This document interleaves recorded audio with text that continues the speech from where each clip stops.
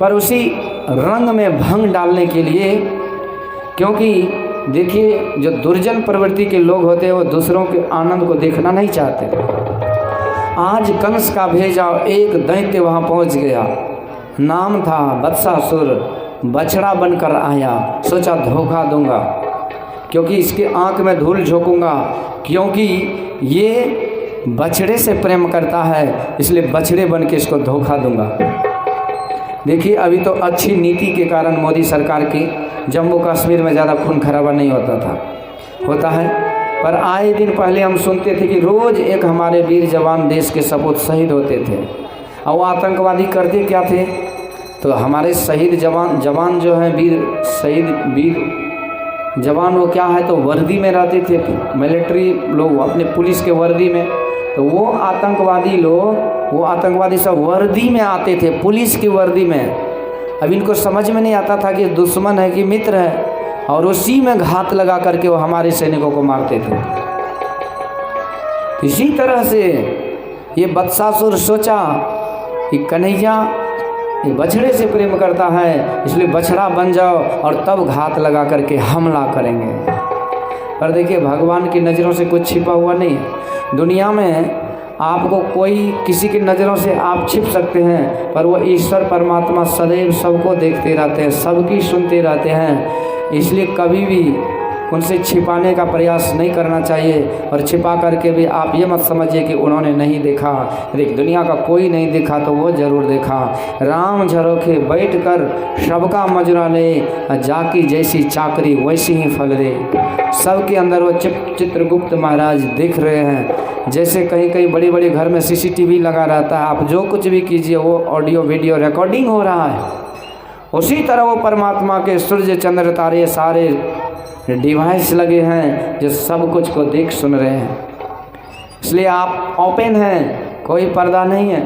इसलिए संत महापुरुष कहते हैं अच्छे कामों को करने से अच्छाई आती है। पर ये नालायक, ये असुर समझा कि कुछ नहीं जानता है, तो बछड़े बनकर आ गए। अब भगवान जो खेल धूप रहे थे तो इन्होंने क्या किया, तो भगवान के नज़दीक आ गए। तो भगवान का एक प्रण है कि मेरे शरण में जो आता है मैं आशीर्वाद देता हूँ, उसके माथे पे हाथ रखता हूँ, उसके पीठ पे हाथ रखता हूँ। मतलब क्या हुआ कि उसको मेरा शरणागत मिल गया, मैं उसे अभय कर देता हूँ। पर भावभक्ति से शरणागत होना चाहिए। तो जैसे वो असुर वत्सासुर भगवान के समीप आया तो भगवान ने प्यार से हाथ सहलाया। अब भगवान ने हंसा क्यों, इसलिए भगवान ने हंसा।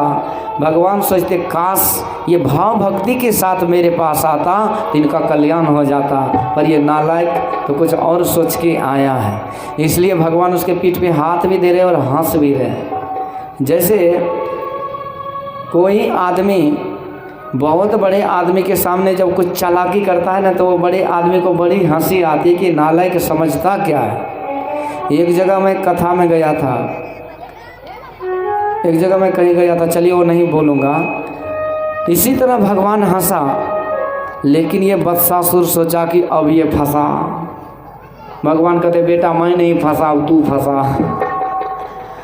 इस तरह से इससे पहले कि वत्सासुर कुछ कर पाते अपना खुरफाती वाला काम, तो भगवान ने उसके टंगड़ी को, पिछली पैर को पकड़ के घुमा के दे मारा। गोविंदाय नमो नमः, बोले कृष्ण कन्हैया लाल की। इस तरह से वत्सासुर का उद्धार हो गया। अब बारी आई बकासुर की। भगवान गौ बछड़े इसी तरह से रोज़ के रोज़ गौ बछड़े को चराते हैं, ब्रजवासियों के साथ खेल धूप करते, दिन भर चराते, शाम को चले जाते हैं। आसपास ही मैया का आदेश है दूर नहीं जाने का, तो दूर भी नहीं जाते हैं। तो ये क्या आदेश है, माता पिता का यही आदेश होना चाहिए क्या, कि बच्चे खेले धूपे जरूर पर उसके निगरानी में रहे।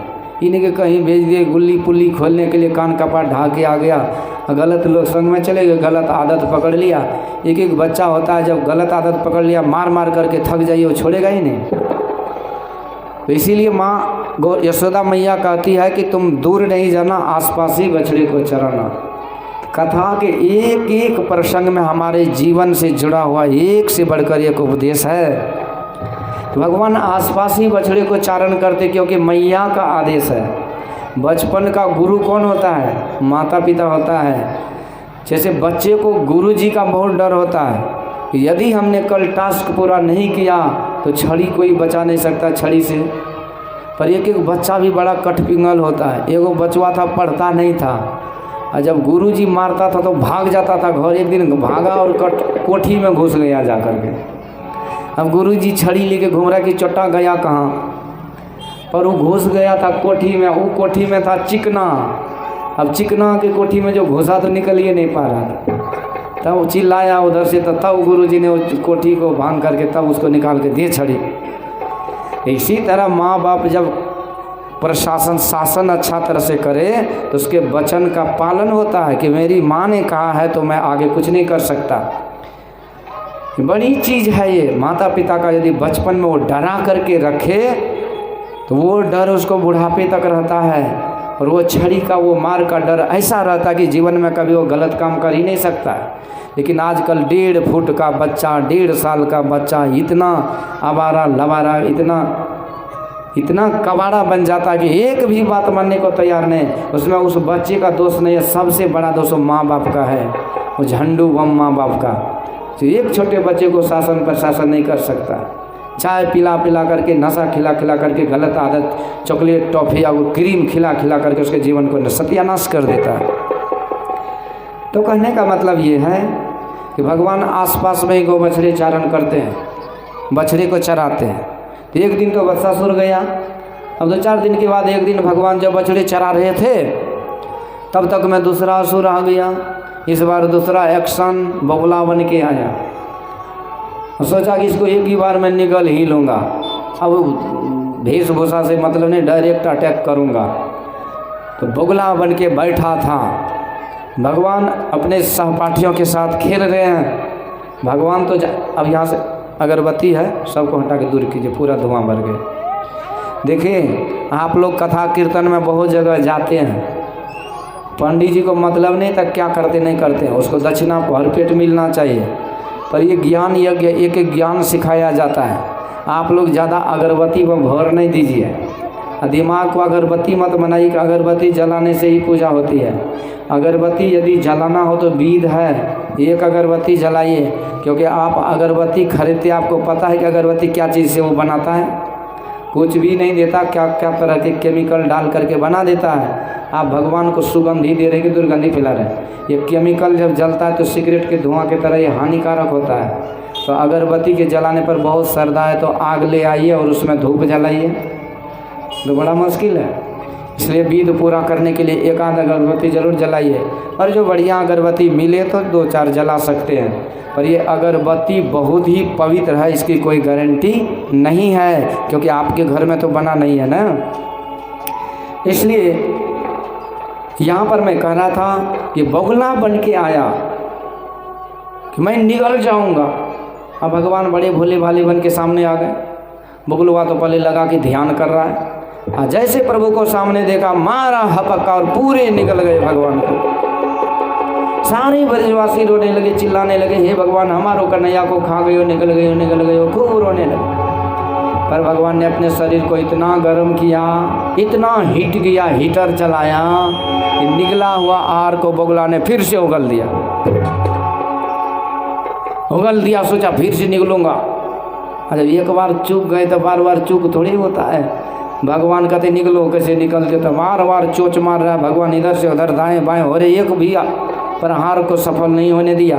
और बाद में भगवान कहते रुको अब हम दिखाते हैं। ऐसे चोंच जो मारा तो भगवान एक एक होता था। वो सतार लोग, आदिवासी लोग तीर चलाइए, दांत से तीर को रोक लेता था। भगवान तो भगवान है। जैसे चोंच मारा भगवान ने हाथ से चोंच को पकड़ लिया, दूसरे चोंच को पैर रख करके ऐसे दोनों तरफ करके बोले कृष्ण कन्हैया लाल की जय, बकासुर का उद्धार हो गया। तो ऐसे भगवान ने, सुखदेव जी महाराज कहते हैं कि आज बकासुर का भी उद्धार किया। तो सुखदेव जी कहते राजन ये बकासुर है कौन, इसे भी समझो। कहानी में तो बकासुर ये साधारण लगता है कि पहले भगवान ने बत्सासुर और फिर बकासुर को मारा, तो कोई बड़ी चीज़ तो नहीं समझ में आ रही ना। पर इसके पीछे उपदेश है।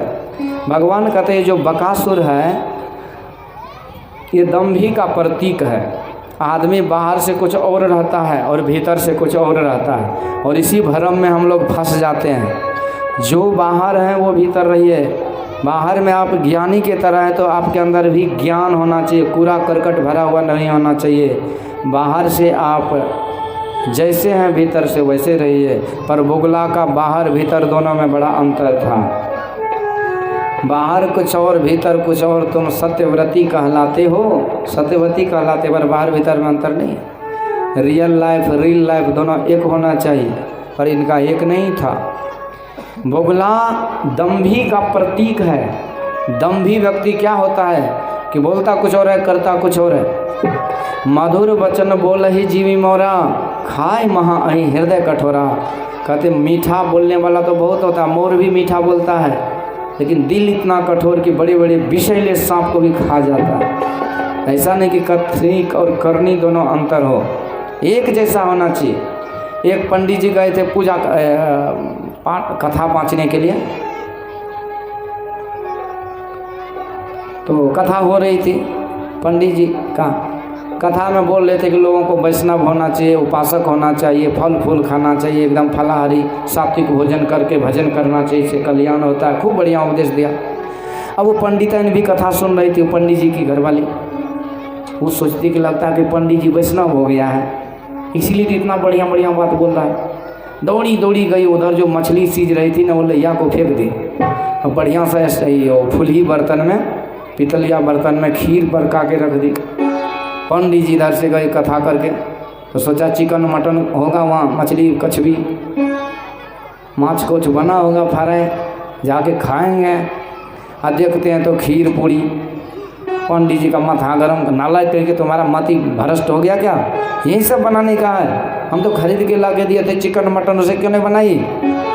पंडितन कहती है कि आप बोले थे वो चौकी पर मंच पर कि मीट मछली नहीं खाना चाहिए, राक्षस का भोजन है, फल फूल रोटी सब्जी खाना चाहिए। यहाँ कह रहे हैं, पंडित जी कहते तुम्हारे दिमाग में भूसा भरा है।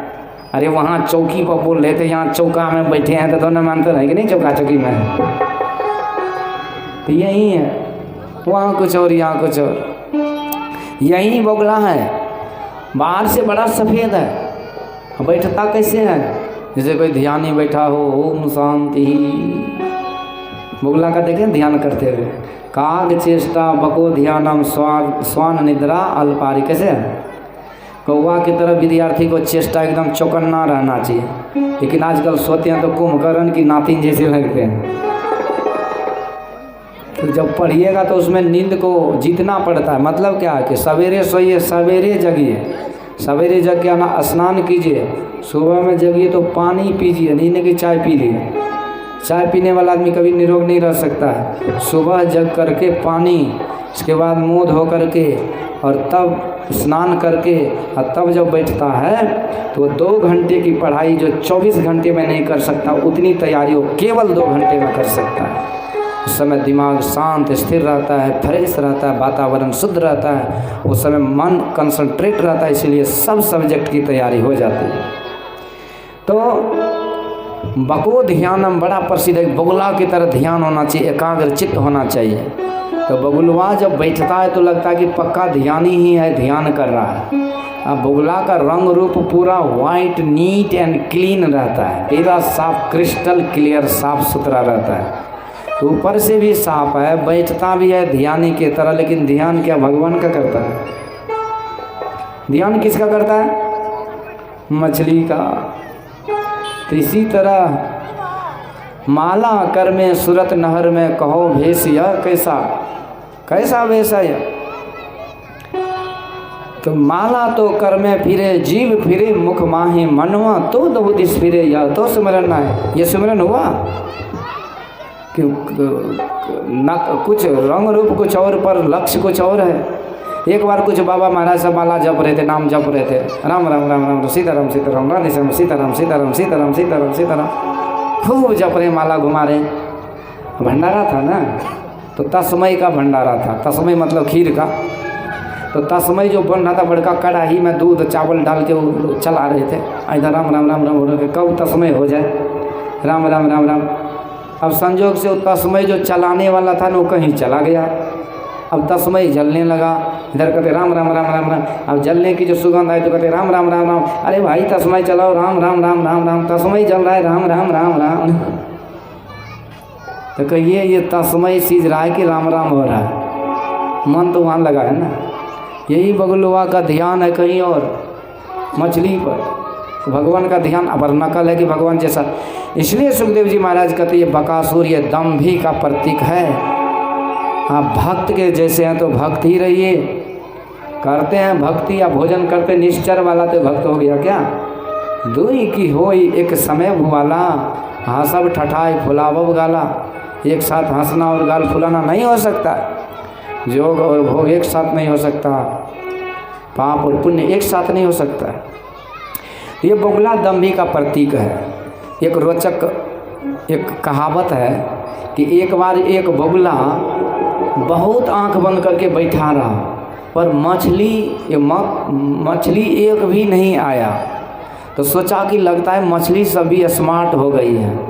मछली जब नहीं आई तो सोचा कि मछली सभी स्मार्ट हो गई है, इसलिए कुछ नया स्मार्ट आइडिया अप्लाई करना चाहिए। तो क्या किया वो बगुला ने, चारों तरफ ये प्रचार कर दिया कि देख भाई अब हम वैष्णव हो गए हैं, केवल फलाहार करते हैं, बाकी कुछ नहीं करते, अब केवल भगवान का ध्यान करते हैं।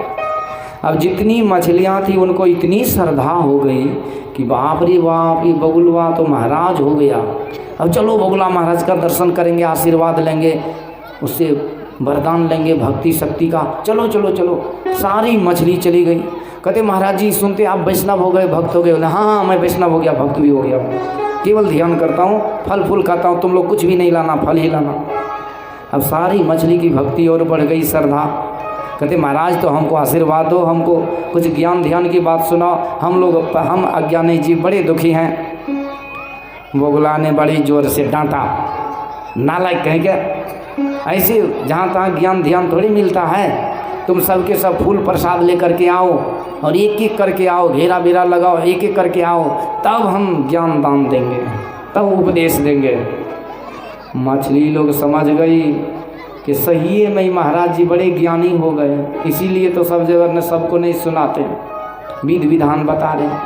अब सारी मछली की भक्ति और बढ़ गई, श्रद्धा, तो सारी मछली बाहर में हो गई और उधर घेरा बेरा लगाया गया। बगुलवा महाराज यहाँ बैठ गया, आवाज़ लगाया, कब एक एक करके आते जाओ, जिसको भी उपदेश लेना हो। एक मछली आई, दूसरी आई, स्वाहा, तीसरी आई, स्वाहा। अब बाहर की जो मछलियाँ थी उसकी तो संख्या घट रही थी ना, क्योंकि अंदर तो आ रहे, बाहर जा नहीं रहे। बाहर से मछलियाँ आवाज़ लगाती, अरे महाराज जी हमारे साथी लोग अंदर तो हमारी सखी साथी लोग अंदर तो जा रहे हैं, पर बाहर कहाँ आ रहे हैं।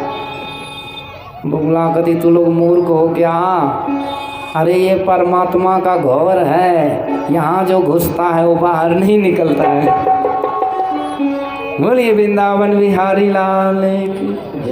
तो बगुलवा जब निगलते जाता था तो बाहर कहाँ से आएगा? यही दंभी का प्रतीक आ गया। आज भगवान ने बकासुर को उद्धार किया।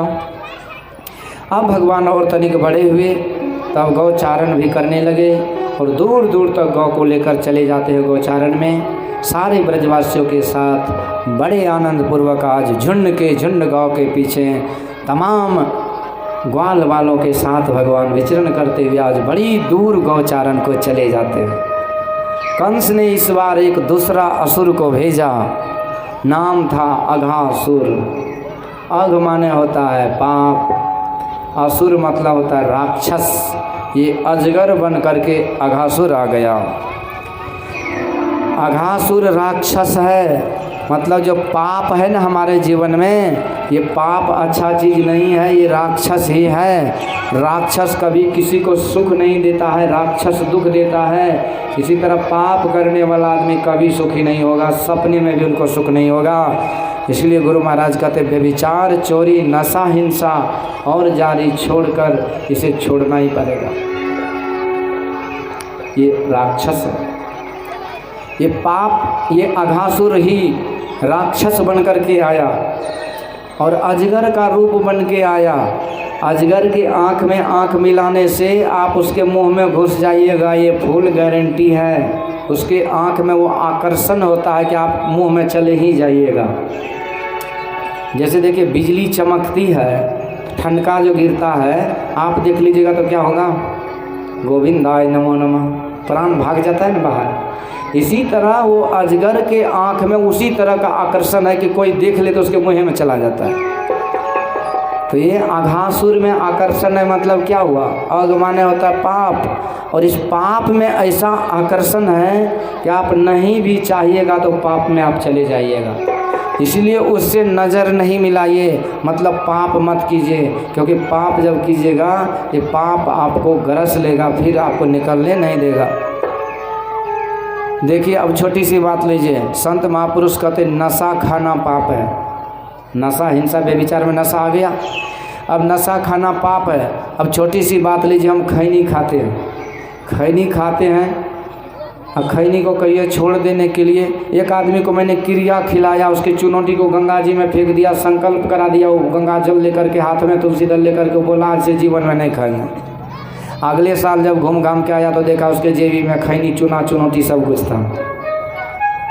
हम बोले क्या हुआ, कभी बाबा छूट भी नहीं करता है। तो खैनी में फेविकॉल लगा हुआ कि नहीं छूट रहा है, तो क्या है कि उसमें आकर्षण है, और वो ऐसा आकर्षण है कि आप नाक रगड़ के मर जाइए, वो छूटने वाला नहीं है।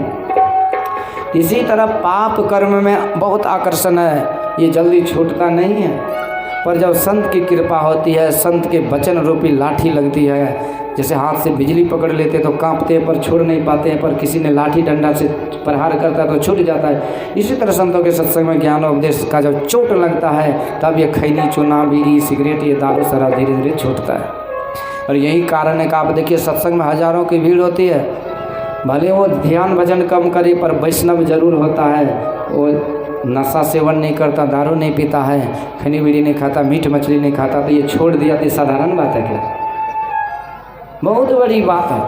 ये संतों की कृपा से, भक्ति सत्संग से के प्रभाव से पाप से छूटा जाता है। नहीं तो प्रायः लोग इस पाप के आकर्षण में नहीं चाहते हुए भी चले जाते हैं। जानामि धर्मम न च मे प्रवृत्ति, जानामि अधर्मम न च मे निवृत्ति।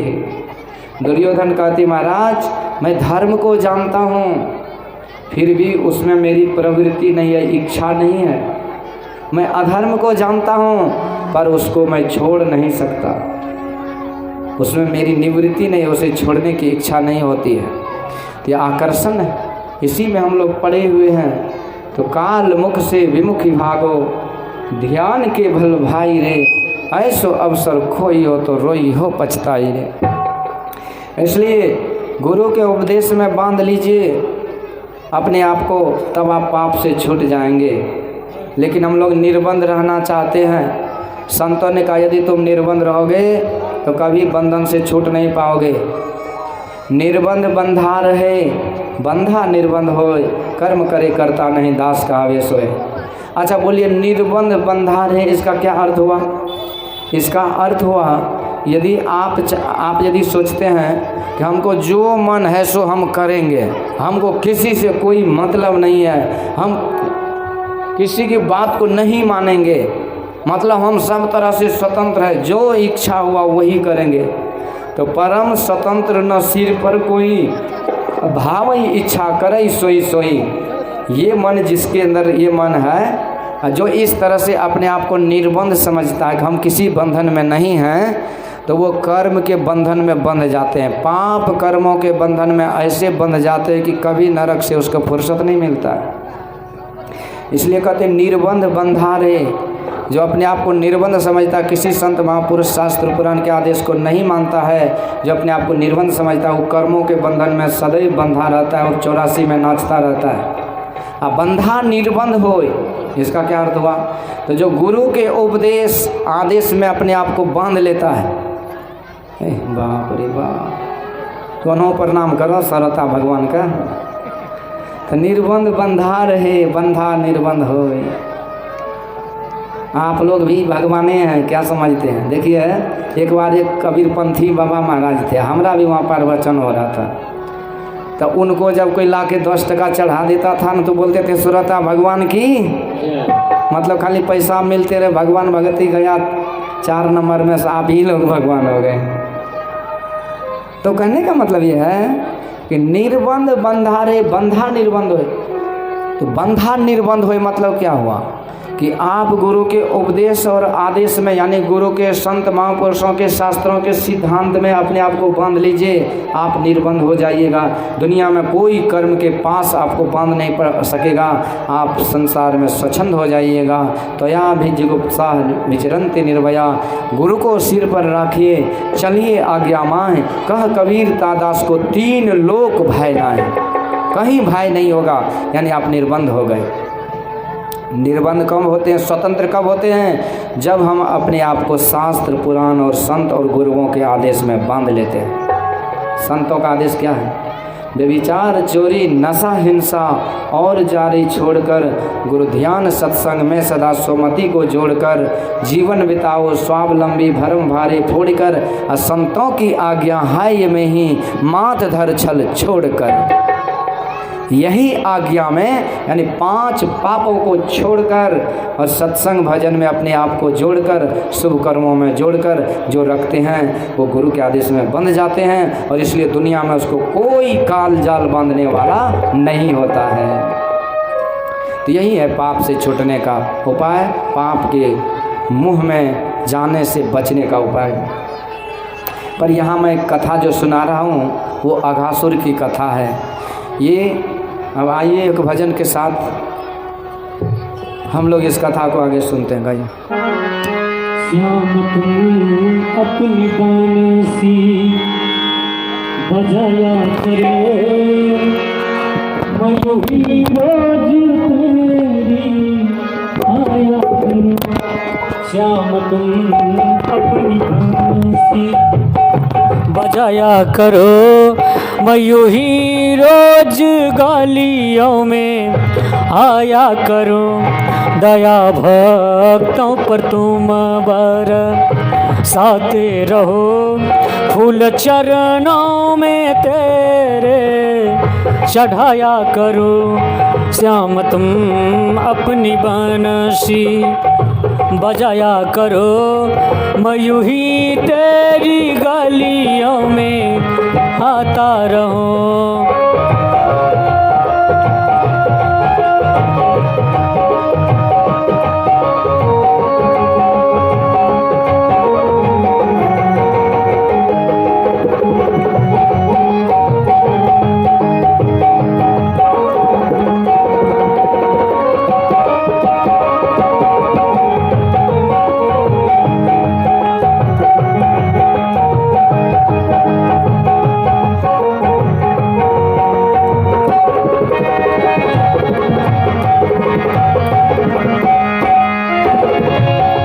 मोहनी सूरत तेरी है बड़े काम की, मस्त माला जपूं मैं तेरे नाम की।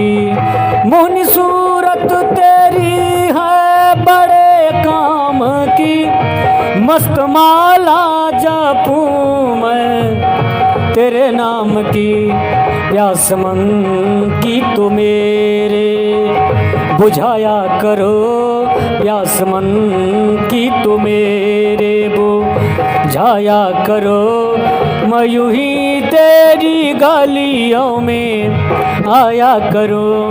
श्याम तुम अपनी बंसी बजाया करो, मैं यूं ही तेरी गलियों में आया करो। दया भक्तों पे तुम बरसाते रहो, फूल चरणों में तेरे चढ़ाया करो।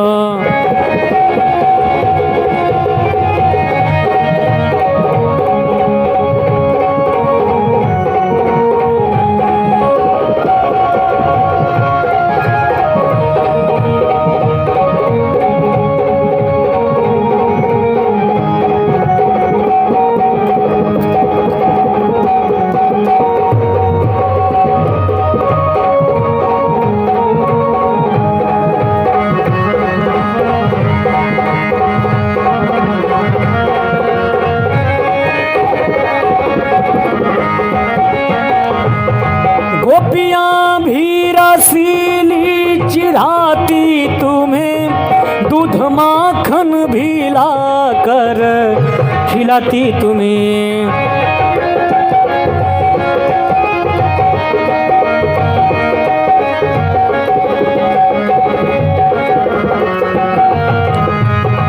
गोपियाँ भी रसीली तू, गोपियाँ भी रसीली चिढ़ाती तुम्हें, दूध माखन भी लाकर खिलाती तुम्हें। माखन फिर भी तो उनका चुराया करो, माखन फिर भी तो उनका चुराया करो।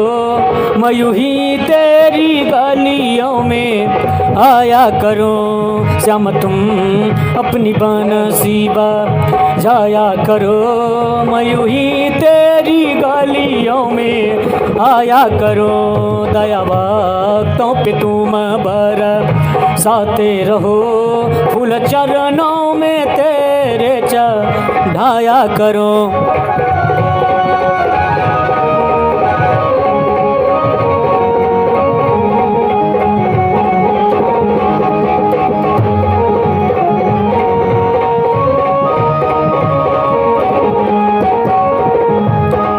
कोई कहता है तुमको निराला है तो, बड़ा नटखट है रे मुरली बाला है तो।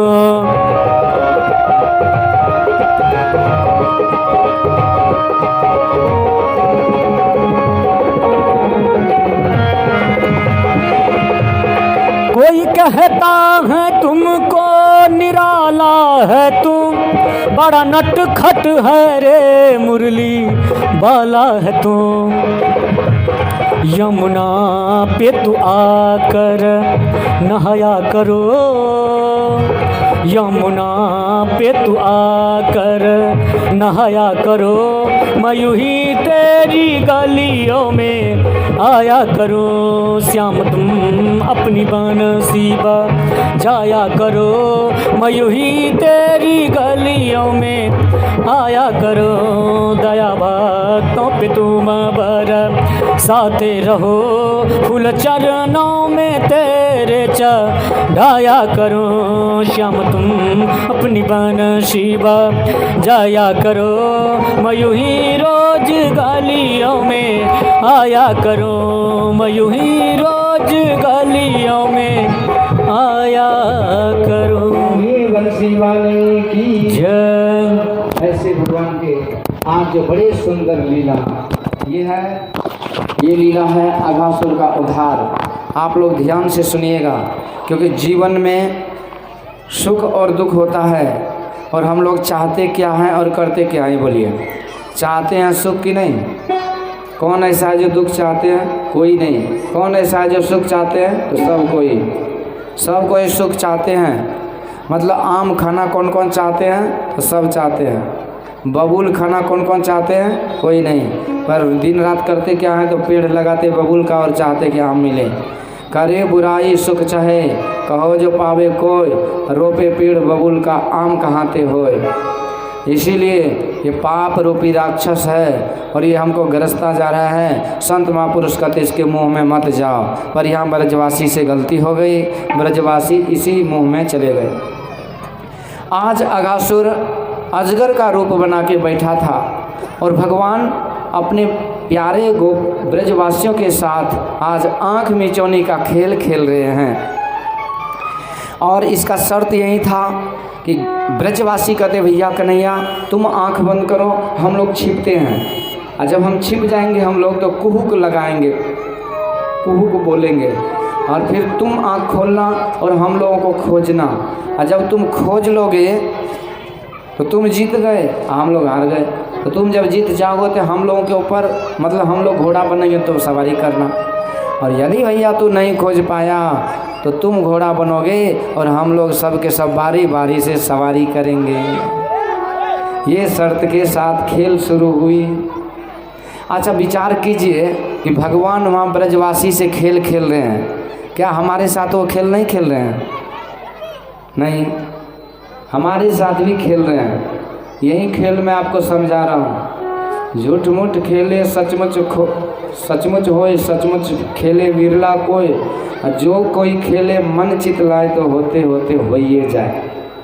ये आपको झूठा लगता होगा, पर एक बहुत बड़ा खेल है जो हम इस ईश्वर के साथ सदैव खेलते रहते हैं। आप लोग समझना चाहते, कौन कौन जानना चाहते, हाथ उठाइए। तो ये खेल क्या है मैं बता रहा हूँ।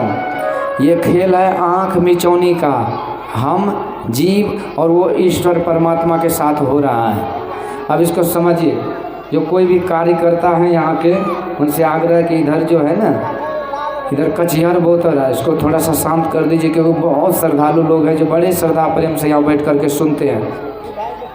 तो ये भी बहुत बड़ी सेवा होगी यदि ये इधर झारखंड को शांत कर दे।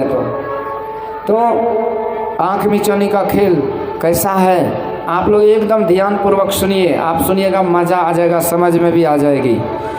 ईश्वर परमात्मा कहते हैं ये दुनिया जो है, ये सारी दुनिया को मैंने बनाया है। एको अहम बहुत श्यामा, मैं एक था और संकल्प किया तो मैं अनेक हो गया। करता एक अगम है, आप वाके कोई माय न बाप। प्रथम 100 आपे आप, निराकार निर्गुण निर्जाप। संत महापुरुष कहते हैं जगत प्रसव करता ईश्वर।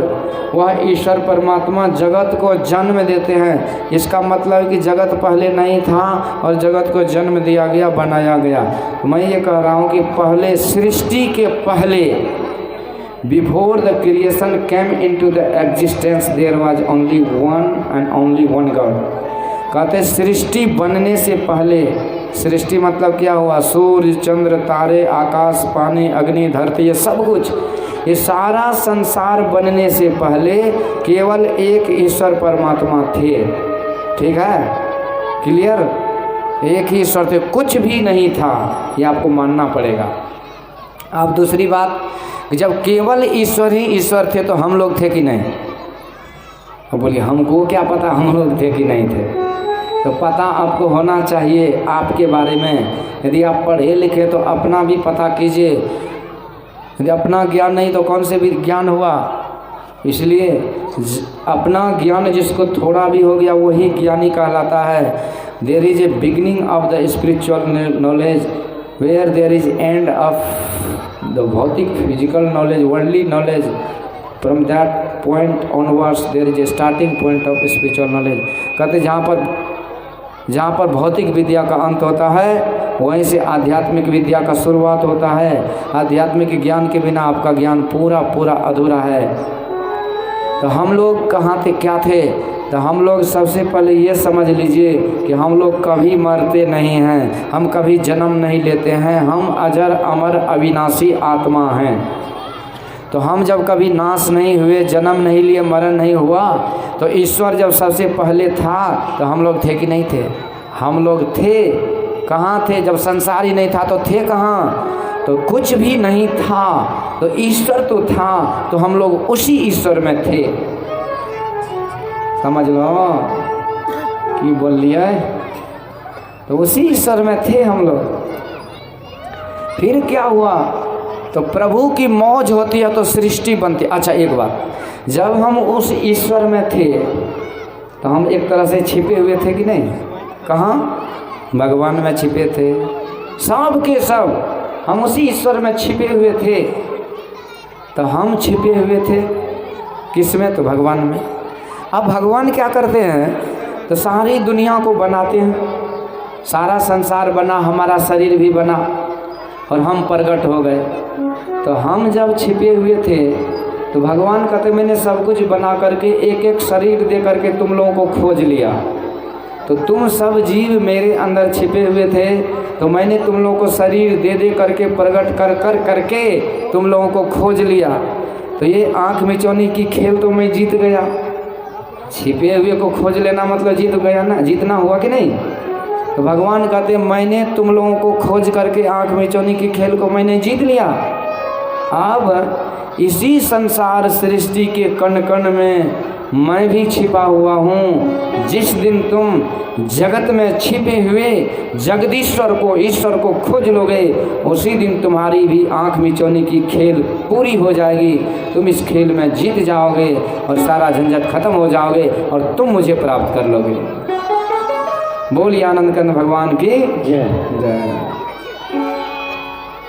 तो हमको आँख मिचौनी की खेल को यदि जीतना है तो उस जगत में छिपे हुए जगदीश्वर को खोजना होगा। यद्यपि वो है हर जगह, परंतु जब तक हम खोजेंगे नहीं हमारा कल्याण नहीं होगा। सब घट मेरो साइयाँ सुनी घटना कोय, बलिहारी वाह घट की जा घट प्रगट होए। तो मेरा कहने का विषय है ये खेल में आपको जीतना ही होगा, दूसरा कोई रास्ता नहीं है। करो या मरो, ये नारा दिए थे महात्मा गांधी जी ने, या तो मरना पड़ेगा या करना पड़ेगा। तो मर तो रहे ही हैं तो ये कोई बड़ी बात नहीं, लेकिन करना जरूर पड़ेगा। क्या तो ये खेल को जीतना पड़ेगा। और यदि कहें कि खेल नहीं जीतेंगे तो क्या होगा, ये भी तो प्रश्न होगा ना कि नहीं ये जीतेंगे तो क्या होगा। तो फिर चक्कर में पड़ते रहोगे। ये खेल बड़ा खतरनाक है। ये कौन सा खेल है? तो आकर 4 लक्ष्य 84 योनि भ्रमत यह जीव अविनाशी, फिरत सदा माया कर प्रेरा। ये 84 लाख के चक्कर में ये जीव घूमता रहता। यही खतरनाक खेल है। कभी पशु में, कभी पक्षी में, कभी कृमि में, कीड़े मकोड़े, सांप चुचुंदर, जानवर, जीव जंतु, कौन कौन से ऐसा शरीर नहीं है जिसमें ये जीव नहीं भटका खाया है। गुरु महाराज कहते हैं पशु पक्षी कृमि आदि की योनिन में भर में वो बहुबार हो, नर्तन अब ही कृपा करे दिनों, अब प्रभु करो उबार हो। तो मनुष्य शरीर मिला है, उस परमात्मा को खोज करके ये संसार के आवागमन के चक्र रूपी खेल को खत्म करने के लिए, जीतने के लिए। इसलिए कबीर साहब कहते 184 भरम के 84 लाख चक्कर में काट काट करके यही खेल खेल करके हम अभी पाँव पर अटके आए, मनुष्य शरीर में आए हैं। और यदि इस बार खेल को नहीं जीते तो 184 भरम के पाँव पर अटके आए, अब की पासा ना पड़े तो फिर 84 जाए, फिर से उस 84 में पीड़ाई होगी, उस 84 में दर दर की ठोकरें खाना होगा। और 84 में विविध प्रकार के शरीरों में ये जीव भटकता रहेगा, तड़पता रहेगा। इसलिए अपने जीव के कल्याण के लिए, अपने आत्मा के कल्याण के लिए उस ईश्वर परमात्मा को खोजिए। और यही है खेल को जीतना, ईश्वर को प्राप्त करना। ये खेल समझ गए कि नहीं? इसी खेल को खेलना है, होशियारी से खेलना। बोलिए आनंद कंद भगवान की। आज यहाँ वृंदावन में ब्रजवासियों के साथ भगवान खेल रहे थे। अगासुर मुँह फाड़े बैठा था कि जब वो काला काला मुरली वाला आएगा तो उसको मुंह में चमा चमा के खाऊंगा। वो मेरी बहन पूतना, मेरा भाई बकासुर, बत्सासुर को मारा है, मैं सबका हिसाब लूँगा। पर भगवान तो आंख बंद किए हुए थे। अब ब्रजवासी छिपने लगे, छिपने के लिए जगह खोजने लगे। थोड़ा आवाज कम, छिपने के लिए जगह खोज रहे हैं, कहीं एकांत जगह। तो कहीं कोई जगह नहीं मिला, लेकिन वो सांप जो मुंह फाड़ के बैठा था ना, उसी को गुफा समझ लिया और उसी के मुंह में घुस गया। हम लोग भी ये पाप मुंह फाड़ के बैठा है और उसको बढ़िया चीज़ समझ के उसी में घुस जाते हैं। कहते बुरा ना मानो, होली है। अरे होली है तो क्या हो गया, गलत चीज़ सही हो जाएगा क्या? इसीलिए पाप के मुंह में ब्रजवासी घुस गया। सबने कहा भैया ये गुफा बड़ा डिजाइनिंग लग रहा है, डिजाइनदार गुफा है, इसका मुंह तो अजगर जैसा लग रहा है। जीभ पे चला कहता भैया ये कारपेट जो बिछा हुआ नहीं मोलेम, तो ऐसे लग रहा है जैसे अजगर का दांत जीभ हो। अब कहिए वो जो दांत को पकड़ा, दांत जो मुंह बगल में था, कहते भैया ये संगमरमर का पत्थर ये गुफा के गेट पे लगा है, ऐसा लगता है जैसे कि अजगर का दांत हो। अब उसी कह के वो गुफा में घुसरे पर वो था अजगर का मुँह, उसी में ब्रजवासी जा रहे हैं। जाते जाते खूब अंदर गया तो उधर से गर्म वायु आया। ब्रजवासी कहते भैया ये हवा कैसे आ गई? एक ने पूछा। तो सारे ब्रजवासी कहते कि लगता है इस गुफा के अंदर बहुत सारे महात्मा लोग ध्यान करते होंगे, इसी कारण से गर्म हवा आ रहा है। अब सब के सब अंदर घुस गए। कहाँ? तो सांप के मुंह में। क्या सोचकर? गुफा सोचकर, मतलब रमणीक स्थान सोच करके उसी में घुस गए। इसी तरह संसार के पाप कर्मों को हम रमणीक और अच्छा समझ के उसमें घुस जाते हैं। ब्रजवासी में एक ने होशियारता का, भैया कहीं हम सांप के मुंह में तो नहीं जा रहे हैं। बाकी कहते जहाँ भी जाएंगे हमारा सखा कन्हैया हमको वहाँ से निकाल लेगा, क्योंकि हम उनके सखा हैं और वो हमको कहीं छोड़ नहीं सकता। बोले कृष्ण कन्हैया लाल की जय। इतना कह के सब गुफा में घुस गए, मुंह में, बिल सांप के मुंह में। तो देखिए अंतर क्या हुआ, ब्रजवासी भी पाप में घुस गए, हम भी पाप में जा रहे हैं। अंतर क्या हुआ? अंतर ये हुआ कि ब्रजवासी को भरोसा भगवान पर है, पर भरोसा हम लोग को अपने आप पर है। ब्रजवासी की एक ही आशा है कि हमारे प्रभु हमारी रक्षा करेंगे, और यही भरोसा हमें जीवन को उबार देता है। जिसका भरोसा श्याम पर डूबा कभी नहीं, तेरी कृपा बनी रहे जब तक है जिंदगी। ब्रजवासी उस मुँह में चले गए, पर वो सांप ने मुँह बंद नहीं किया, क्योंकि वो प्रतीक्षा में था जब तक वो काला काला मुरली वाला नहीं आएगा मैं मुँह बंद नहीं करूँगा। भगवान समझ गए, और भगवान उसी समय अपने भक्तों के संकट में पड़े रहने के कारण भक्तों की रक्षा का ख्याल लेकर के अगासुर के मुंह में चले जाते हैं। अगासुर के मुंह में गए, उसी समय सारे ब्रजवासी उस अगासुर के मुंह में गए, भगवान भी गए, और जैसे मुंह बंद किया अगासुर ने, सारे ब्रजवासी चिल्लाने लगे, हे भगवान, हे कन्हैया मुझे बचाओ बचाओ, हम लोग मर गए, बचाओ बचाओ। भगवान ने उसी समय अपने शरीर को इतना बड़ा किया कि अगासुर का ब्रह्मरंध्र का भेदन हो गया, और सारे ब्रजवासी को बाहर ले आए और अपनी अमृतमय दृष्टि से अवलोकन किया। सारे ब्रजवासी जो मर चुके थे फिर से जीवित हो गए। जय जयकार की बोले कृष्ण कन्हैया लाल की। जैसे आज भगवान ने पाप के मुंह से ब्रजवासियों को बचा लिया। तो देखिए हम लोग भी उस प्रभु की भक्ति करें, उसका ध्यान करें, उसकी कथा सुने, उसका सत्संग करें, उसके आदेश पर रहें, शुभ कर्मों को करें, उसका बन करके रहें। तो हम भी आज भी वो प्रभु पापहारी हैं, हम लोग को भी पाप से बचा सकते हैं, क्योंकि दुख का कारण ही पाप है। यदि कोई दुखी है तो क्यों दुखी है? लक्ष्मण जी कहते काहु न को सुख दुख कर दाता, अनिज कृत कर्म भोग व्राता। अपने कर्मों के फल के अनुसार लोग सुख और दुख भोगते हैं। दुख मतलब पाप से दुख होता है, पुण्य से सुख होता है। न जाने कितने जन्म हमारे हुए, कितने जन्मों में कितने कितने पाप कर्मों को हमने किया, उसी कारण हमको दुख हो रहा है। पर भगवान पतित पावन है, पतित पावन सीताराम, रघुपति राघव राजा राम। तो पतित के पावन है, पापियों को भी पवित्र करने वाले हैं। इसलिए ऐसे प्रभु के शरणागत होने से वो भगवान हमको भी आज भी, कभी भी, जब भी, तब भी वो पाप से निकाल लेते हैं। इसलिए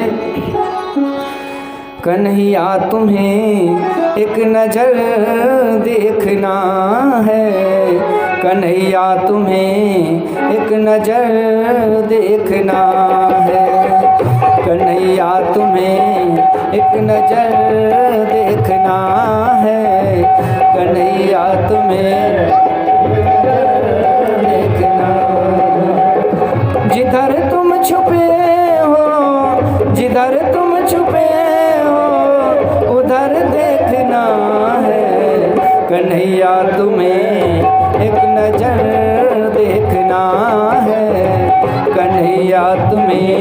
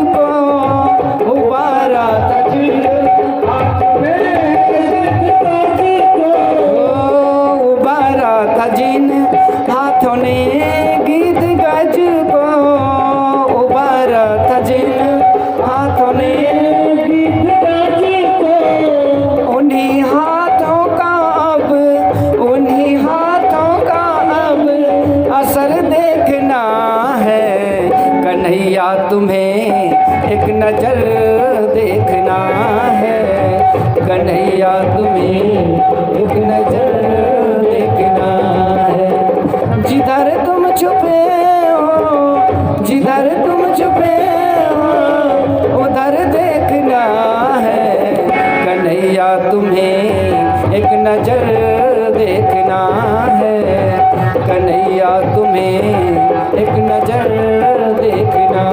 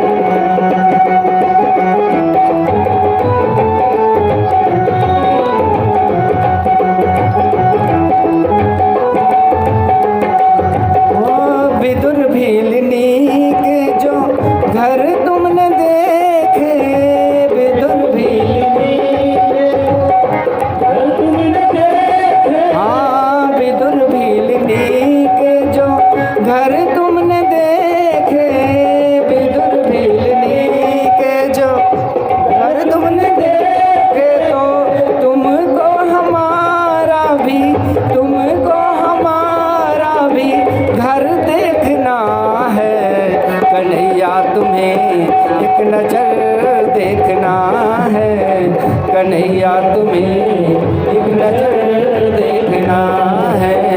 कन्हैया तुम्हें एक नजर देखना है। जिधर तुम छुपे हो, जिधर तुम छुपे हो, उधर देखना है। कन्हैया तुम्हें एक नजर देखना है। कन्हैया तुम्हें एक नजर देखना है। कन्हैया तुम्हें एक नजर देखना है। कन्हैया तुम्हें एक नजर देखना है। बोलिए वृंदावन बिहारी लाल की जय। ऐसे भगवान ने अपने प्यारे भक्तों को पाप के मुंह से बचाए। सुखदेव भगवान कहते हैं, राजन परीक्षित, इसी तरह से भगवान ने उस अघासुर का भी उद्धार किया। परीक्षित कहते उसका भी उद्धार हो गया। सुखदेव जी कहते हैं, जो भगवान का मुंह नाम से लेते उसका उद्धार हो जाता। उन्होंने तो भगवान को ही मुंह में ले लिया। परंतु आश्चर्य तो इस बात की, अघासुर का उद्धार आज हुआ, पर ब्रजवासी ने 1 साल के बाद अपने माता पिता यशोदानंद सबको बताया कि आज तेरो कन्हैया ने अघासुर को मार दिया। अब कहिए घटना आज हो, आप घर पे 1 साल के बाद ये कथा को सुनाइए कि वहाँ पर वो बाबा ने वो कथा सुनाया, तो कैसे लगेगा? आश्चर्य होगा ना। इसमें रहस्य क्या है? तो सुखदेव जी कहते हैं, परीक्षित मैं तुम्हें रहस्य सुनाता हूँ कि आज की घटना 1 साल बाद कैसे सुनाया। कहते हैं कि जैसे भगवान ने अघासुर को ख़त्म किया, उद्धार किया, तो भगवान ब्रजवासी के साथ दूर चले आते हैं, घनघोर जंगल में पहुंच जाते हैं गोचारण करने के लिए। अब इतनी दूर चले गए, दौड़े दौड़े चले गए, सब के सब तो खाएंगे पिएंगे क्या, तो अपने साथ में खाने पीने का बहुत सारा सामान लेकर जाते थे। तो सारे गाछ के डाल में सब लटका हुआ सामान था, खाने पीने का जो भी था। तो जैसे अघासुर का उद्धार हुआ, इसके बाद सारे ब्रजवासियों के साथ भगवान मिल बैठ करके खाने लगे। क्या खा रहे हैं? तो सुखदेव भगवान बड़े सुंदर तरीके से इस भोजन का वर्णन करते हैं। आप लोग सुनिएगा तो जी से पानी टपकने लगे। भगवान के 5 उंगली में 5 तरह के आचार लगे हुए फिट। अब वहाँ पर कोई प्लेट नहीं है ना, तो ये उंगली को सेट कर रखे आचार से। इस पर रोटी है, माखन है, सारे ब्रजवासियों का यही सेटिंग है। विभ्रद्वेनो जठरपटयो श्रृंगवेत्रे च कक्षे वामे पाणो मृषण कबलम तत्फलांजलिषि तिष्ठन् मध्ये स्वपरिसुहृदो समयं नर्म भी स्वे सर्गे लोके मिसति विमुक्ते यज्ञ भुक्मा लक्के लिहि।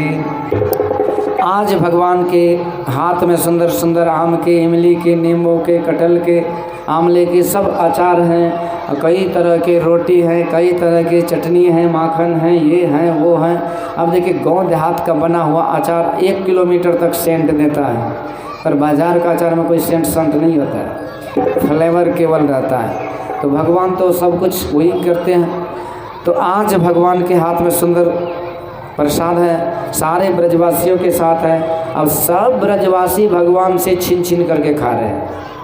इस तरह से भगवान को दे करके और फिर ले करके खा रहे हैं। क्या कर रहे हैं, पहले भगवान को देते और फिर उन्हीं से छीन के खा लेते हैं। तो यही है जीवन में खाने का एक तरीका कि जितना भी चीज़ हो उसको एक बार आप चढ़ा दीजिए और तब खाइए। यदि आप चढ़ाने की आदत पड़ जाएगी तो कि मतलब ये ही एक ही प्रण कोई ले ले प्रण कि मैं बिना चढ़ाए भोजन नहीं करूँगा, तो जीवन में कभी वो गलत चीज़ खाएगा क्या? क्योंकि आप चुनौती में खैनी खाते हैं, वो खैनी जो लटाते हैं तो भगवान को चढ़ाते हैं, फिर मुँह में क्यों डाल देते हैं? अच्छा चाय चढ़ाते हैं भगवान को, भगवान चाय पियो तब हम पिएंगे, चाय चढ़ाने का है ही नहीं। मीट मछली कोई मंदिर में चढ़ाएगा? कोई नहीं चढ़ाएगा, तो फिर अपने को क्यों चढ़ा रहे? तो कहते एक बार भगवान को चढ़ा दो और वो वहाँ से जांच होकर के निकल गया, फिर आप खाइए। तो भगवान को जो चढ़ाते अपने में चढ़ाइए। और ये शरीर भी तो शिवालय है, यहाँ भी तो शास्त्रों में कहा कि शरीर भी तुम्हारा शिवालय है, यहाँ भी गलत चीज़ तुम क्यों चढ़ाओगे? तो यही है प्रेम। आज भगवान प्रेम के वश में सबसे छीन छीन करके ले रहे हैं और भगवान के प्रसाद को ग्रहण करके ले करके ब्रजवासी आज निहाल हो रहे हैं। तो पर ब्रह्मादिक देवता जो भगवान की लीला को दर्शन करते रहते हैं, आज ब्रह्मा जी ने आकाश मार्ग से देखा तो 4 खोपड़ी चक्कर खा गए। सोचने लगे ये नकली भगवान है कि असली है? एक खोपड़ी कहता है नकली, दूसरी खोपड़ी कहती है असली, एक खोपड़ी कहती है परीक्षा लो, तीसरी को चौथी खोपड़ी कहते छोड़ दो। और क्या करें, 4 आदमी रहता तो कहते हैं ना बहुत आदमी में 17 महाजन पूंजी नाश। अब 4 तरह की विचार आ रही है दिमाग में, करे तो करे क्या, जांच करे, परीक्षा करे कि छोड़ दे। तो बाद में निष्कर्ष हुआ कि परीक्षा ही लो, लगता है नकली है, क्योंकि जूठा पुठा असली भगवान थोड़ी कहेगा। तो देखिए नज़रिया, देखिए ब्रह्मा जी की नज़र में ये है कि भगवान जूठा खा रहे हैं, पर देखिए दुनिया का हर चीज़ भगवान के स्पर्श से पवित्र होता है। क्या शुद्ध होगा? सब कुछ पवित्र होता है। आज ब्रजवासी जब भगवान को खिलाए तो चीज़ पवित्र हो गया, क्या शुद्ध हो गया? वो तो पवित्र हो गया। इसके बाद जब ब्रजवासी खाए तो ब्रजवासी तो अमृत का पान करें, प्रसाद प्रभु साक्षात दो दर्शन, प्रभु का साक्षात दर्शन का लाभ मिल रहा प्रसाद से।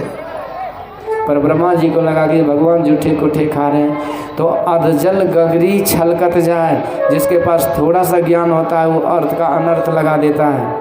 सती महारानी ने भगवान राम, माँ जानकी, लक्ष्मण जी जंगल में थे, जानकी मैया का हरण हो गया, भगवान व्याकुल हो रहे हैं, रो रहे हैं, प्रलाप कर रहे हैं। तो ये तो भगवान की लीला है। पर सती जी ने कथा तो बढ़िया से सुनी नहीं थी और भ्रम हो गया, सोचने लगी जा करके परीक्षा ले कि असली राम है कि नकली राम है। गई परीक्षा लेने के लिए, सीता जी का रूप बन गई। अब आगे आगे चलने लगी, चमक चलो। अब देखिए सीता महारानी तो जगत जननी माता है ना, तो भगवान के आगे थोड़ी चलेगी, तो भगवान के पीछे पीछे जा रही है। अब जान ये सती महारानी जो बनी सीता का रूप, तो भगवान के आगे चलने लगी, तो चाल तो गलत हो गया ना। तो ये नकल तो किए लेकिन अकल से तो किए नहीं। अब भगवान कहते हैं कि माता राम आप यहाँ हो और भगवान शिव कहाँ हैं? सती को लगा मैं तो सीता महारानी हो, ये कैसे पहचान गए? डर हो गया, आंख बंद कर लेती हैं। और उसी समय जब आंख बंद की तो अंदर में राम लक्ष्मण जानकी, आंख खोलती है तो राम लक्ष्मण जानकी, अब चारों तरफ राममय दिखने लगा। सती महारानी को घबरा गई और दौड़ी दौड़ी भगवान शिव के पास आ गई। भगवान कहते देवी जी परीक्षा हो गई। सती महारानी कहती है कछु न परीक्षा लिन गोसाई, अकिन प्रणाम तुम्हें। कमल बंद करके देख लिए सती महारानी ने क्या किया था। उसी समय भगवान समझ गए ये मेरी अर्धांगिनी होकर के मेरी माता का रूप बनाई जानकी माँ का, इसीलिए अब मैं इसे त्याग ही दूंगा। सती महारानी का सर्वथा के लिए त्याग कर दिए। एक कपट ने घर में झंझट ला दिया। जल पय सरिस बिकाय, देखाऊं प्रीत की रीत भली, विलग होत रस जाय, कपट खटाए पड़त हैं। दूध में थोड़ा पानी मिल जाता है तो वो भी दूध के रेट में बिकता है, परंतु उसमें यदि 2 बूंद नींबू का रस दे दीजिए तो दूध अलग और पानी अलग है। इसी तरह परिवार में बहुत मेल है और जब कपट और झूठ घुस जाता है तो परिवार टूट जाता है। आज भगवान शिव का परिवार टूट गया था, आप लोग किस खेत की मूली। सती महारानी आगे चल करके भस्म हो गई थी यज्ञ में, पर भगवान ने स्वीकार नहीं किया था। वहीं पार्वती बनकर आई और कथा सुन करके जब अपने आप को निर्मल कर ली तब भगवान ने स्वीकार किया। कहने का मतलब कि मैं कह रहा था कि असली नकली अधजल गगरी छलकत, जब पूरा ज्ञान नहीं होता तब जाकर के हमको भक्ति भजन सत्संग के माध्यम से जब हम ज्ञान नहीं प्राप्त कर पाते हैं तब जाकर के हमको भ्रम होता है असली है कि नकली है। तो आज ब्रह्मा जी को भ्रम हो गया कि भाई ये भगवान असली है कि नकली है। जो नृप तनय सो ब्रह्म किमी, नारी बिरह मति भोरी, देखी चरित महिमा सुनत भ्रमत बुद्धिमति मोरी। कहते जो राजकुमार हैं वो पत्नी वियोग में कैसे घूम सकते हैं, इसकी महिमा तो सुन करके लगता है कि बहुत महिमा मानवान है, पर ये इसका काम देख करके तो मुझे मति में भ्रम हो जाती है। यही भगवान की लीला है। इसीलिए कहते राम कथा के तेई अधिकारी, जिनके सत्संग गति अति प्यारी। जो बहुत समय तक सत्संग सुनते हैं, भजन सुनते हैं, तो वही कथा के रहस्य को, मर्म को, उसके अंतरंग भाव को समझ पाते हैं। पर जब तक नहीं समझते क्या तब तक बेकार है। अरे कथा मात्रे का कथा में आने मात्र से ही पुण्य मिलता है। संत दरस को जाइए तज ममता अभिमान, ज्यों ज्यों पग आगे धरे कोटि यज्ञ समान। आप तो पुण्यात्मा होते ही चले जाते हैं, पर ये रही बात समझने बुझने की तो slow and steady wins the race. धीरे धीरे ही सही, पर सत्संग भजन में भाग लेते लेते धीरे धीरे सारा सार का ज्ञान हो जाता है। कोई विद्या सीखता है तो एक दिन में विद्वान नहीं होता है, पर एक न एक दिन विद्वान जरूर होता है। आज ब्रह्मा जी को भ्रम हो गया कि असली भगवान है कि नकली। परीक्षा लो तो क्या करें, तो वहाँ क्या परीक्षा ले, भगवान तो सब मजे ले रहे हैं चटनी चोखा का। तो आप लोग भी जब बढ़िया खाने का नसीब चाहते हैं कि हम भी बढ़िया खाएं, ये स्वाद आपको दुनिया में कहीं नहीं मिलेगा। ये स्वाद आपके घर में ही है, वो अचार में है, रोटी में है, सब्जी में है। उसको बनाने सीखिए। हम लोग का अकल तो पैदल हो गया है, कुछ भी आजकल किसी घर में लोग नहीं बनाने जानते हैं। बच्चा को पाव रोटी खरीद के खिलाते हैं। पाव रोटी मतलब होता है पैर से बना हुआ रोटी, हाथ का रोटी पसंद नहीं है। वो मैदा को सड़ा करके 2-4-5 दिन लगता है, उसको पैर हाथ नेटा पोटा सोटा सब लगा करके बनाता है।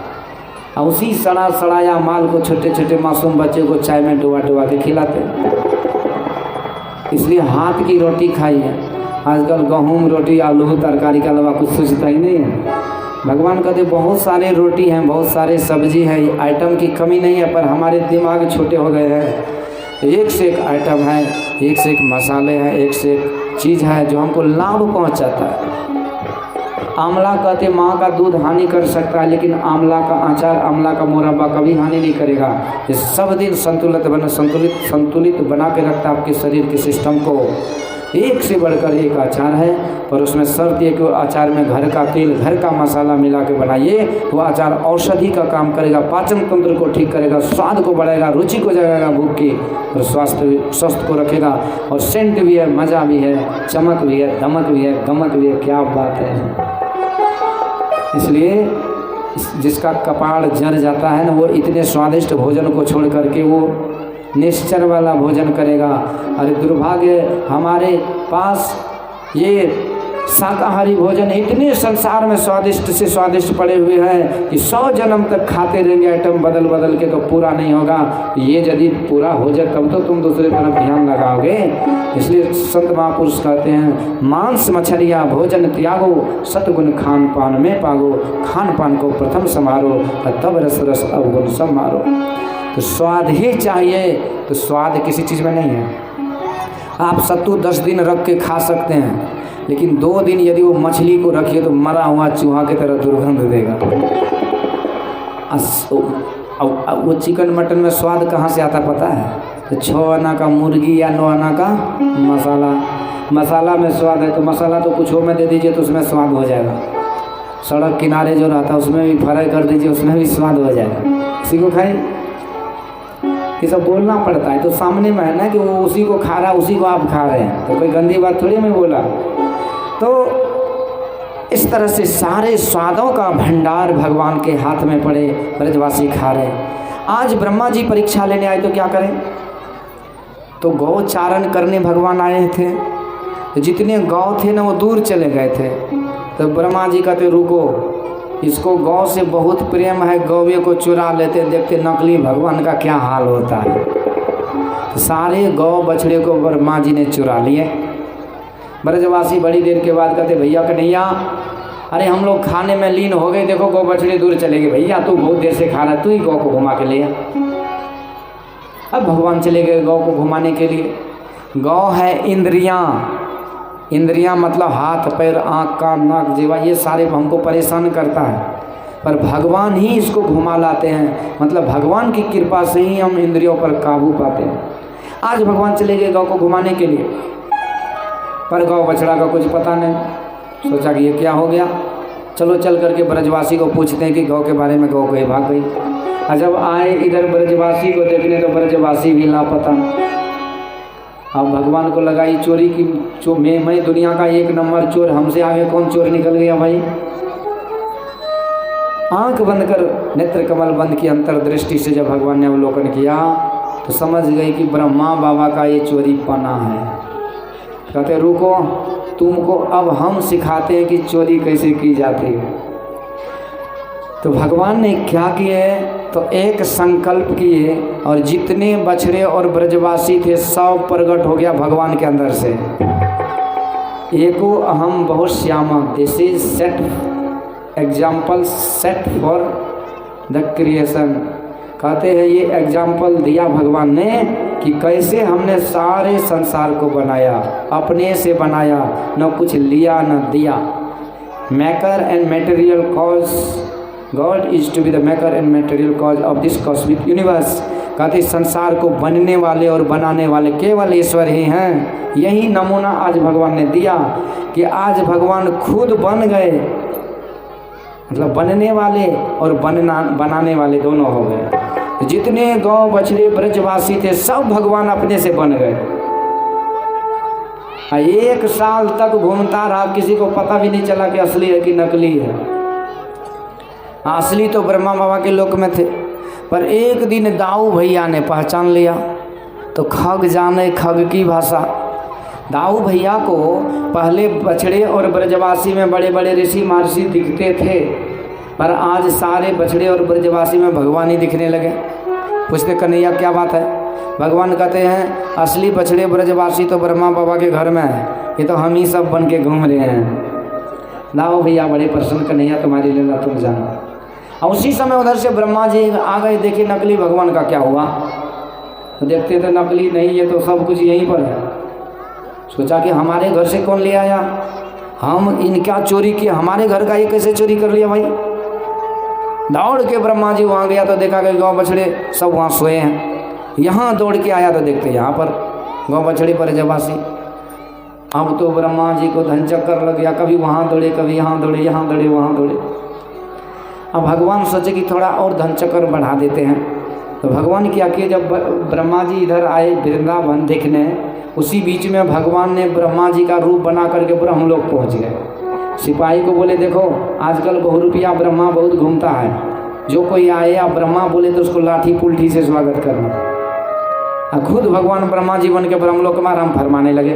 तब तक में वो ब्रह्मा आ गया। सिपाही कहते हैं इधर कहाँ? कहते नालायक कहीं के, हम मालिक है, तुझको दिखाई नहीं दे रहा है?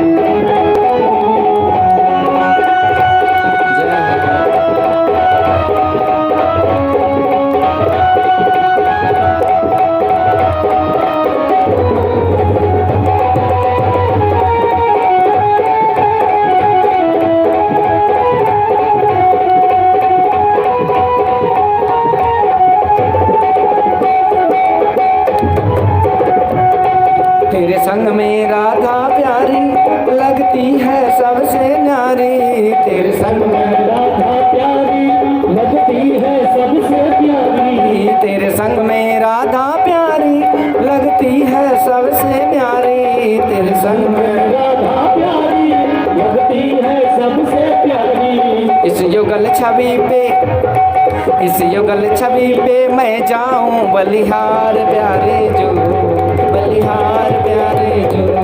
इस युगल छवि पे मैं जाऊं बलिहार प्यारे जो, बलिहार प्यारे जो। तेरी मांगती मांगती मुस्कनियां पे बलिहार प्यारे जो, बलिहार प्यारे जो। तेरी मांगते मांगते मुस्कनियां पे बलिहार प्यारे जो, बलिहार प्यारे जो, बलिहार प्यारे जो, बलिहार प्यारे जो। बोली वृंदावन बिहारी लाल की जय। भगवान के सुंदर नाच नृत्य ऐसा नाच हुआ कि नाच नाच करके नाग के फन को थवा कर दिए। नाग पत्नी ने गिड़गिड़ाई तो भगवान रुक गए और इस तरह से कहते नाग को देवता को कि भाग जाओ यहाँ से। नाग देवता कहते सरकार मैं भाग तो जाऊँ पर आपका जो सवारी गरुड़ है वो जहाँ देखेगा हमको खा जाएगा। भगवान कहते अब नहीं खाएगा। क्यों प्रभु? क्योंकि सुनो मेरा जो चरण है ना ये भक्तों के हृदय में रहते हैं, इसलिए भक्तों को कोई छूता तक नहीं है। काल भी उससे कांपते हैं। निज अपराध रिसाव न काहूँ, जो अपराध भगत कर करही तो राम रोष पावक सो जरे। हमको कोई कुछ बिगाड़ दे तो हम गुस्साते नहीं हैं, कोई टेंशन नहीं है, चलो अपने कोई दिक्कत नहीं। पर मेरे भक्तों का जब कोई हानि पहुंचाता है तो मेरे क्रोध रूपी अग्नि में वो जल जाता है। तो भक्त के हृदय में मेरा चरण रहता है तो मेरा भक्त हो गया। पर तुम्हारे माथे पर मैंने नाच नाच करके अपना चरण चिन्ह बना दिया, अब तू भी मेरा भक्त हो गया। तुम्हारे ऊपर भी मेरी सरकारी मोहर लग गई। अब दुनिया में तू मेरा पालतू हो गया, तुम्हें कोई कुछ नहीं बिगाड़ेगा। अरे दुनिया में पालतू को कोई कुछ नहीं करता है, फालतू को सब कुछ कर देता है, इसलिए तू मेरा पालतू हो गया। तो देखिए आज भगवान के भक्त हो गए ये नाग देवता और पूरे परिवार के साथ रमणक द्वीप को प्रस्थान कर गए। इसी तरह हम लोग भी भगवान के चरण को माथे पर रखे। भरत जी को राजपाट मिला पर भरत जी के माथे पर भगवान का खड़ाऊ था, इसलिए आज भरत बहुत बड़े संत हुए। और भरत जी भगवान के सबसे बड़े प्रिय थे। कहते भरत सरिस को राम स्नेही जग जप राम राम जप जेही। दुनिया भगवान का नाम जपते हैं पर भगवान भरत जैसे भक्त का नाम जपते हैं। तो क्यों? क्योंकि भरत जी के माथे पर भगवान का चरण चिन्ह था, खड़ाऊ था। इसलिए भगवान के चरणों को माथे पर रखना मतलब भगवान के चरण शरण में रहना। तो इसको कोई कुछ नहीं बिगाड़ता। आज पूरे परिवार के साथ काली नाग वहाँ से रमणक द्वीप को प्रस्थान किए और इस तरह से सुखदेव भगवान ने बड़ी सुंदर तरीके से यहाँ पर काली नाग के मर्दन की कथा सुनाई। अब बारी आई वेणु गीत की। देखिए भगवान जब दूर चले जाते हैं तो गोपियों का समय बीतना मुश्किल हो जाता है। तो गोपियाँ भगवान के चिंतन में ही डूब जाती हैं और मन से ही वृंदावन बना करके उसमें रमन करने लगती है। यही है जीवन। जब तक हमारा मन प्रभु के चिंतन में रहता है तब तक का जो समय है वो भक्ति कहलाता है। आप लोग 6 दिनों से सुन रहे हैं कथा, सुनते तो 2-3-4 घंटे, पर बाकी के 20 घंटे चिंतन तो जरूर चलता होगा कि ये सुने, ऐसा ऐसा सुने। ये जब तक आपका मन रमन कर रहा है रमन बिहारी में, तब तक का समय जानिए सार्थक है, सदुपयोग है। तो समय का सदुपयोग हो रहा है। तो इसी तरह से दोनों ले जाइए, फिर ले आइए। इसी तरह से आज भगवान ये रुक्मणी जी को पढ़ा या भगवान को पढ़ा रुक्मणी को पढ़ा ये रुक्मणी को भगवान को। तो इस तरह से देखिए आज गोपियाँ भगवान की लीला को देख करके सुन करके उनका दर्शन कर करके ऐसे रम गई। आज भगवान उसके सामने में दूर होकर के भी दूर नहीं है, दिन रात चिंतन करती रहती है। गोपियों का इतना प्रेम है कि आए दिन गोपियाँ भगवान के दर्शन के लिए दौड़ी दौड़ी आ जाती, कोई भी बहाना लेकर के। एक दिन एक गोपी आ गई किस बहाने से, तो गोबर लेने के लिए। कहती मैया यशोदा मुझे गोबर चाहिए, गोबर दे, गोबर कुछ पैसा में दे दे गोबर। यशोदा कहती तू भांग पी का है क्या? अरे गोबर का तो पहाड़ पड़ा है, तुम्हें मैं गोबर कहाँ से दे दूँ पैसा खोचा में? तुम्हें जितना मर्जी ट्रक ले आओ, जेसीबी ले आओ, उठा करके ले जाओ, क्या कमी है गोबर की, जहाँ जितना मर्जी ले ले। तो यशोदा ये गोपियाँ चली गई गोबर लाने, पर भगवान भी पीछे लग गए कि कितना लेती है क्या लेती है। तो भगवान दौड़े दौड़े चले गए, तो देखते हैं कि गोपी गोबर उठा रही है, भगवान चुपचाप खड़े देख रहे हैं। भगवान कहते ज़्यादा लेने का नहीं, हिसाब किताब से लो, उठाओ। अब गोपी तो उठा ली पूरा और कहती कन्हैया थोड़ा सा हाथ लगा दे गोबर में, बहुत भारी है। तो भगवान ने हाथ लगा दिया, पर भगवान कहते गोपी सुन, हम बिना मतलब का कुछ नहीं करते, हम यदि तुम्हारे गोबर को उठाओगे तो इसके बदले में हमको कमीशन क्या मिलेगा? गोपी कहती कमीशन में यही मिलेगा कि मैं माखन की गोला खिलाऊंगी। कहते हाँ ये ठीक है, उठा दिए। अब गोपी पहली बार भगवान का दर्शन की, क्योंकि लाखों भक्त हैं, उस बीच में स्पेशली दर्शन मुश्किल। अब गोपी तो प्रसन्न हो गई, सोची कि चलो एक बार फिर दर्शन करो। देखिए दुनिया में सब कुछ का लोभी तो सब है, पर भक्ति भजन का जो लोभी है, असली लोभी उसी को कहा जाता है। सब नकली लोभी हैं, इस लोभ में लाभ है, बाकी के लोभ में हानि है।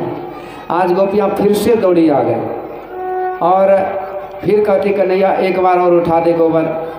भगवान कहते सुन गोपी, मैं बार बार गोबर उठाऊंगा और तुम कारी को बार बार माखन गोला खिलाओगी, तो तुम मैं कितने बार गोबर उठाया, तुम कितने माखन गोला खिलाओगे, इसका हिसाब किताब कौन करेगा? गोपी कहती सुन कन्हैया, जितने बार तू गोबर उठाएगा ना, तो उतने माखन का गोला मैं तुम्हारे माखन गोबर का टीका मैं तुम्हारे मुंह पे लगाती रहूँगी। अब बाद में उस गोबर के टीका को गिन करके और मैं तुम्हें माखन गोला खिला दूँगी। भगवान कहते हाँ ये ठीक रहा। इस तरह से होता गया। अब बार बार गोपी आती है, भगवान का दर्शन कर लेती है, उससे गोबर उठवा करके चली जाती है। चक्कर लगा रही 10-20 बार। अब भगवान के पूरे मुंह में गोबर के टीके लग गए। अब भगवान बड़े प्रसन्न दौड़े दौड़े आए मैया के पास, मैया देख मेरे मुंह में कितने गोबर के टीके, इतने हमको माखन के गोले मिलेंगे। अब मैया तो देख देख करके परेशान, हे भगवान ये कहाँ से गोबर गणेश बन के आ गए। मैया ने पूरे मुंह को साफ कर दिए। भगवान कहते मैया अरे तूने पूरे हिसाब किताब चौपट कर दी, अरे जितने टीके थे उतने माखन गोले मिलने वाले थे। मैया परेशान, इतने दूध दही के भंडार, फिर भी माखन के लिए कैसे कैसे करते हैं लीला। तो भगवान ऐसे लीला करते हैं कि गोपियों के मन मंदिर में निवास करने लगे। पर जब भगवान दूर चले जाते हैं गौचारण करते करते हैं, आज गोपियाँ चिंतन में ही डूब जाती हैं, चिंतन से ही भगवान का दर्शन करने लगती है। सारी गोपियाँ झुंड बना कर के बैठी और कहते अरे गोपियों पता है, जब हमारे प्रभु सुंदर तरीके से सज जाते हैं, मैया यशोदा सजा देती है, 16 श्रृंगार कर देती है, गले में वैजंती माला, कांधे पर पीताम्बर, मोर मुकुट और बांसुरी ले लेते हैं भगवान। तो भगवान इतने सुंदर लगते जैसे कोई विशाल रंगमंच पर कोई अभिनय करने के लिए नट प्रकट हो गया हो। और सारे ये ब्रजवासी भगवान की गीत कीर्ति का गान करते हुए जब वृंदावन में प्रवेश करते हैं, तो ऐसे दृश्य को देखने वाले ही हकीकत में आँख वाले हैं संसार में। विधाता ने उसी को आँख पाने का उसी को लाभ है जिन्होंने भगवान के इतने सुंदर रूप का दर्शन कर लिया। वरहापीडं नटवर बपु कर्णयो कर्णिकारं विभ्रदवासं कनककपिशं वैजयन्तीं च मालां रन्ध्रान् वेणोरधरसुधया पूरयन् गोपवृन्दे वृंदारण्यम शपदरमणम प्राविशद गीत कीर्ति। ऐसी गोपियाँ गा रही है। वरहा पीड़म मोर मुकुट धारण किए पर वो कितने सुंदर लग रहे। एक ने कहा रे गोपियों, ये बांसुरी भी धन्य है जिसको भगवान अपने होठ पर लगाते हैं, मानो उसको तकिया दे रहे हैं भगवान सोने के लिए, अपना जो उंगली चलाते हैं कोमल कोमल, तो उससे मानो उस बांसुरी के चरण दबा रहे। धन्य है बांसुरी का जीवन। और देखो तो सही, जितने वृक्षावली है झूम झूम करके प्रसन्नता प्रकट कर रहे हैं कि हमारे वंश में कोई तो हुआ जो भगवान की सेवा में लगा। एक ने कहा हमारे प्रभु जब बांसुरी बजाते हैं कि प्यारी सी मुरली की धुन तीनों लोक में गुंजायमान हो जाता है। स्वर्ग लोक की अप्सराएं गंधर्वियाँ जो नाच रही होती है ताल पर ताल दे करके उस इंद्र के दरबार में, उस अमरावती में जो नाच रही होती है, जब बांसुरी की मधुर धुन को सुनती है तो नाचना भूल करके झांक करके देखती है नीचे इस मृत लोक से कहाँ से इतनी सुंदर सुरीली आवाज़ आ रही है। परंतु जब उस बांसुरी बजाने वाले पर नजर जाती है तो उन अप्सराओं की सुध बुध खो जाती है और उसके जो केस में गुथे हुए पुष्प रंग बिरंगे सुगंधित पुष्प है वो टूट टूट करके गिरने लगता है। मानो उस बहाने वो अप्सराएं, वो परियां, वो गंधर्वियां अपने आप को इस बांसुरी वाले के चरणों में समर्पित कर रही है। इस तरह से एक गोपी कहते अरे गोपियों उनकी छोड़ हमारे वृंदावन के इन गौ बछड़े को तो देखो कि जब हमारे प्रभु बांसुरी बजाते हैं ये गौ माता ये घास चरना छोड़ करके कान को संभाल करके उस बांसुरी के धुन को सुनने लगती है और उस समय जब उस धुन को हृदय में हृदयंगम करती है तो इसके रोम रोम में पुलकावली छा जाता है, रोमांचित हो जाती है ये गौ माता। एक ने कहा गौ की छोड़ इन बछड़ों की तो देख दशा कैसी होती है। जब ये दूध पी रहा होता है और प्यारे श्याम सुंदर बांसुरी बजाते हैं और जब ये बांसुरी की धुन को सुनता है उस समय ये मुंह का दूध न ये बछड़ा निगल पाता है न उगल पाता है, इसकी ऐसी दशा होती है। एक ने कहा ये तो गौधन हमारी धन है पर इन वृंदावन के पक्षियों को तो देखो कि कोमल कोमल पत्तों की ओट में छिप करके निर्निमेष आँखों से बिना पलक झपकाए भगवान के सुंदर रूप को निहार रहे हैं, धन्य है ये। एक ने कहा इन मोर पक्षी को देखो हमारे प्रभु बांसुरी बजाते हैं ये ताल में ताल मिलाकर नाचने लगते, भगवान की धुन पर नाच रहे हैं। एक पक्षी ने नाचते नाचते इतना प्रेम में पागल हो गया कि नाचते नाचते बेहोश हो गया। भगवान ने प्यार से उठा करके गोद में लिया, अपने सुकोमल कर कमलों से उसके शरीर को सहलाया और जब होश आया तो कहते प्यारे तूने मेरे लिए नाचते नाचते शुद्ध बुद्ध खो दिया तो आज से मैं तुम्हारे पंख को धारण कर मोर मुकुट वाला कहलाऊंगा। बोलिए मोर मुकुट वाले की। एक ने कहा इन पक्षियों को छोड़ देखिए बादल मेघ मंडल जब हमारे प्रवेश वृंदावन के कड़ाके की धूप में जंगलों में जहाँ तहाँ चलते रहते हैं ये बादल ये छाया बन करके भगवान को छाता बन करके छाया प्रदान करते हैं और ये मंद मंद फुहारा करते हैं मानो इस बहाने अपने आप को समर्पित कर रहे होते हैं। एक ने कहा इस गोवर्धन नाथ को देखो, इस यमुना मैया को देखो, हमारे प्रभु की बांसुरी बजती है तो यमुना मैया का पानी जम जाता है, स्थिर हो जाता है। ये भी सुनते सुनते अपने आप को स्थिर कर लेती है, विभोर हो जाती है, कंपन बंद हो जाता है। इस गोवर्धन नाथ को देखो, इसे तो पर्वत कहना ही भूल है, ये तो भक्तों में श्रेष्ठ है। इनकी सेवा को तो देखो कि हरी हरी घास पत्तियाँ ये गौ के लिए सेवा में देती है, फल फूल हमारे ब्रजवासियों के लिए, हमारे प्रभु के लिए दूध देती है मक्खन, और इसके बाद रहने के लिए ये वृक्षावली है, छाया प्रदान करती है, कंदरा देती है, और पीने के लिए वो झरना का निर्मल शुद्ध स्वच्छ जल प्रदान करती है। ये गोवर्धन तो भक्तों में श्रेष्ठ है। आज सारी प्रकृति भगवान की सेवा में लग गई, सारी प्रकृति का गुणगान ये गोपियाँ कर रही है कि किस तरह से आज अपने आप को धन्य धन्य करते हुए भगवान की सेवा में लगी हुई है। ये बांसुरी वाले की बांसुरी का चमत्कार देखो कि सारी प्रकृति उसके दीवाने हो गए। एक बार एक वृक्ष के मन में हुआ मेरे पास भी तो कुछ फूल है, विधाता ने कुछ तो देने के लिए दिया है, पर मेरे पास पैर ही नहीं है कि चल करके वहाँ तक जा करके सेवा में कुछ समर्पित करूँ। यदि काश मेरे पास पैर रहता तो मैं भी चल के अपना फूल चढ़ाता और अपने जीवन को धन्य कर लेता। पश्चाताप कर रहे हैं वो वृक्ष।